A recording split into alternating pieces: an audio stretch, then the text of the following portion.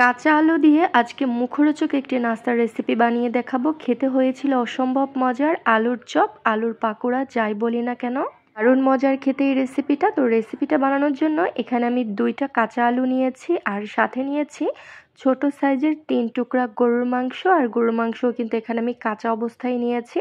তো আলু আমি প্রথমে গ্রেটার দিয়ে গ্রেট করে নেব। কাঁচা আলুর এই চপটা বানানোর জন্য কিন্তু আলু গ্রেটার দিয়ে গ্রেট করে নিলেই সবচাইতে বেশি ভালো হবে।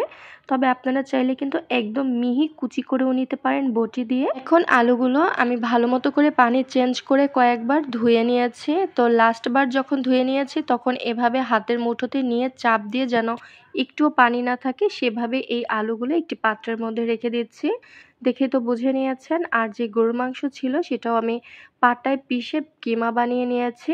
এক্ষেত্রে কিন্তু আপনারা ব্লেন্ডারও ব্যবহার করতে পারেন, তবে যেহেতু অল্প পরিমাণ তাই আমি পাটায় পিষেই নিয়েছি। গরুর মাংস যেহেতু সিদ্ধ হতে একটু সময় বেশি লাগে সেই কারণেই কিন্তু কিমা বানিয়ে নিয়েছি। চাইলে কিন্তু ছোট কুচি করে কেটেও নেওয়া যেত গরুর মাংস, তবে সেক্ষেত্রে কিন্তু ভাজতে একটু বেশি সময় লাগতো।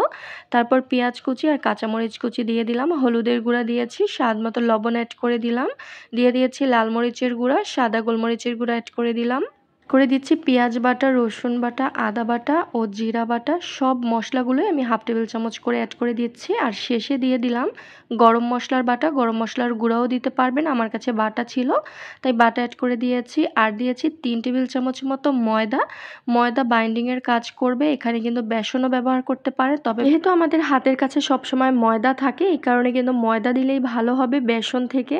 মেখে নেওয়ার কাজটা কিন্তু খুব ভালোভাবে করতে হবে, যত সুন্দর মেখে নেওয়া হবে চপগুলো কিন্তু ততটাই ভালো হবে। দেখেই তো বুঝতে পারছেন আলুর মধ্যে কিন্তু কোনো পানি নেই। আপনি যতটা আলু থেকে পানিটা চেপে দিবেন ততটাই কিন্তু এই চপগুলো বানাতে সুবিধা হবে। তো চপগুলো আমি এক এক করে বানিয়ে নিচ্ছি। দেখুন হাতের মধ্যে নিয়ে একদম চপের শেপ করে দিয়ে দিচ্ছি, খুবই সহজে কিন্তু বানানো হয়ে যাচ্ছে। কাঁচা আলু আর গরুর মাংস দিয়ে বানানো এই চপটা কিন্তু এখন আপনারা চাইলে ফ্রোজেনও করতে পারেন।